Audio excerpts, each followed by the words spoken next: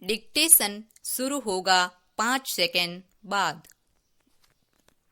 भारत विविधताओं से भरा देश है विराम। यहाँ जाति, धर्म, भाषा, संस्कृति आदि के स्तर पर इतनी विविधताएं हैं जो भारत को एक देश के रूप में नहीं, देशों के देश के रूप में स्थापित करती हैं विराम। आजादी के बाद भारत गरीबी, भूखमरी, अशिक्षा जैसी मूलभूत चुनौतियों का सामना कर रहा था। वहीं दूसरी तरफ सांप्रदायिकता, भाषावाद, क्षेत्रवाद की आग में भी जल रहा था विराम। इसी समय एक अमेरिकी मैगजीन अटलांटिस में एक लेख छपा था जिसमें बताया गया कि भारत में इतनी समस्याएं हैं कि भारत एक लोकतंत्र के रूप में स्थापित नहीं हो सकता विराम। यहाँ लोकतंत्र को बनाए रखना संभव नहीं है विराम। इतनी विविधता को बनाए रखने के लिए भारत में लोकतंत्र की जगह तानाशाही शासन उपयुक्त होता विराम। New para. एक तब का भारत था और एक अब का भारत है विराम। भारत ने न केवल अपने लोकतंत्र को ही बनाए नहीं रखा वरन विविधता को संरक्षित रखने के साथ उसका पोषण भी किया विराम। हमने सामाजिक क्षेत्र में काफी प्रगति की विराम। शिक्षा का जो स्तर 1950 के दशक में 18% था उसे 74% तक लेकर आए विराम। इसी तरह स्वास्थ्य के क्षेत्र में कई तरह की बीमारियों का बोलबाला था विराम, जिसके कारण जीवन प्रत्याशा 32 वर्ष थी उसे आज बढ़ाकर हमने 67 वर्ष किया विराम। यह हमारी अथक मेहनत व राष्ट्र निर्माण के संकल्प का ही परिणाम था विराम। आर्थिक क्षेत्र में आज भारत विश्व की प्रमुख अर्थव्यवस्थाओं में शुमार है विराम। हम विश्व की सबसे तेज गति से बढ़ने वाली अर्थव्यवस्था हैं विराम। पिछले एक दशकों से हमारी आर्थिक वृद्धि दर 7% से ऊपर रही है विराम। गरीबी के स्तर को 1950 के 70% के आंकड़े से 2011-12 के 22.9% लेकर आए हैं विराम। राजनीतिक क्षेत्र में भी लोकतंत्र को मजबूती मिली है। जनता के अधिकारों को संरक्षित व पोषित किया गया है विराम। सत्ता के विकेंद्रीकरण को तेज किया गया है विराम। प्रशासन की दक्षता व प्रभाविता में भी सुधार हुआ है विराम। उपरोक्त सफलताओं के बावजूद आज भी भारत के समक्ष कई सामाजिक आर्थिक समस्याएं हैं। खासकर सामाजिक क्षेत्र की समस्याओं ने अर्थव्यवस्था की गति पर लगाम लगाई है विराम। आज भारतीय समाज की विविधता ही भारत के लिए चुनौती बनी हुई है विराम। समाज में जाति विभाजन तो पूर्व से ही रहा है परंतु वर्तमान में इसकी तीव्रता बढ़ी है विराम। आज जातियों के बीच संघर्ष बढ़े हैं विराम। इसका एक बड़ा कारण यह है कि आज लोकतांत्रिक विकास की प्रक्रिया में भागीदार बनकर निम्न जातियां जहां सत्ता के विभिन्न पक्षों व स्तरों पर अपने को काबिज कर रही हैं विराम।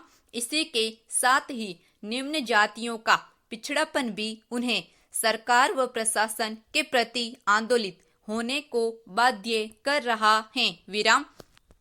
यही कारण है कि जातीय संघर्ष, नक्सलवाद आदि तेजी से बढ़े हैं विराम। बिहार में रणवीर सेना व माओइस्ट कम्युनिस्ट सेंटर के बीच खूनी संघर्ष को कौन भुला सकता है विराम। New para. केवल जाति ही नहीं धर्म भी आज भारतीय समाज के समक्ष चुनौती बना हुआ है विराम।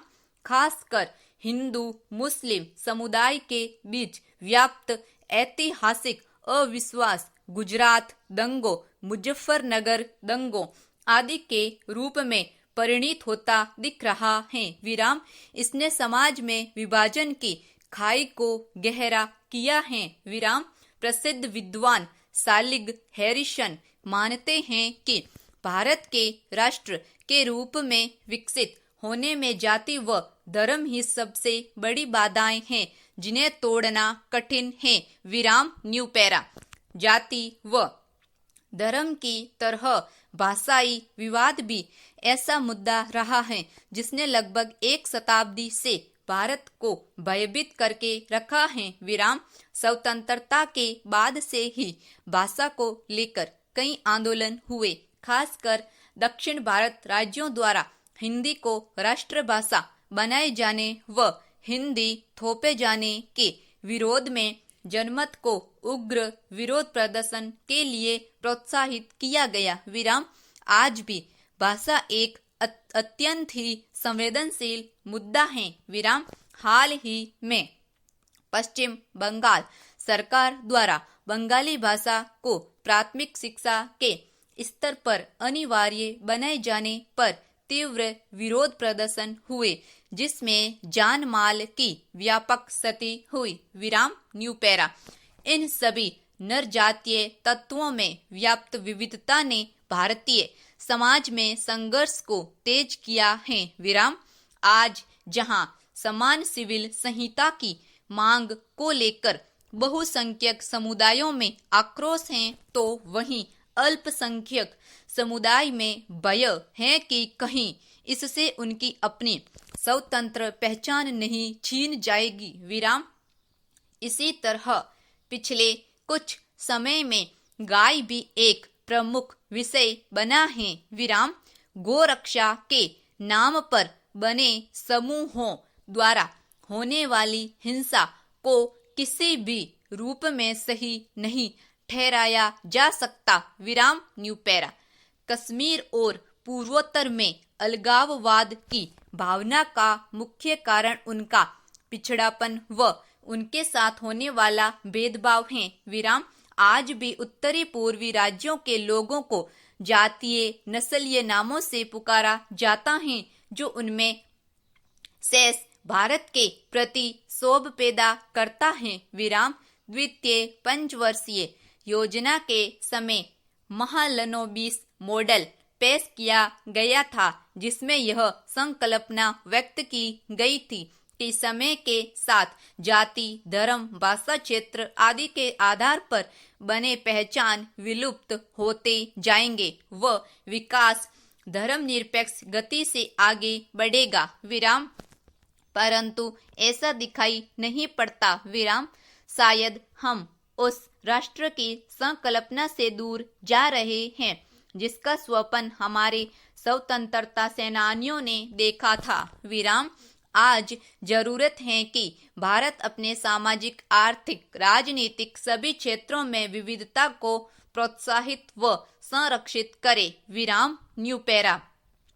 जाति विभेदित समाज को किसी भी स्थिति में आदर्श समाज नहीं माना जा सकता। विराम। यही कारण है कि हमारे संविधान निर्माताओं ने संविधान में समानता का लक्ष्य रखा। विराम।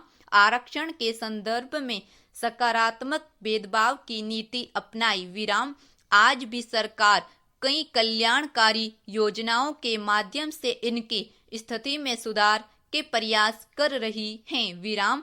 आज ये रोजगार ढूंढने वाले न बनकर रहे बल्कि रोजगार को पैदा करने वाले बने। इसके लिए दलित कैपिटलिज्म को प्रोत्साहित कर इनमें उद्यमिता का विकास किया जा रहा है। विराम। इसी तरह विकास की धारा में पिछड़े बने रहे जनजाति समुदाय को भी मुख्य धारा में लाना होगा। विराम। उनके जड़ जंगल जमीन पर उनके अधिकारों को मान्यता देनी होगी। उनकी सांस्कृतिक विविधता को संरक्षित करना होगा। अगर हम ऐसा कर पाते हैं तो गरीबी, भूखमरी, नक्सलवाद, जातीय संघर्ष जैसे संकट प्रभावहीन हो जाएंगे। विराम। आज जरूरत है कि हम सांस्कृतिक राष्ट्रवाद की जगह समावेशी राष्ट्रवाद की संकल्पना को बल प्रदान करें। विराम ऐसी राष्ट्रवादी भावना जिसमें समाज के सभी समूहों व वर्गों की भागीदारी हो। संपूर्ण विराम।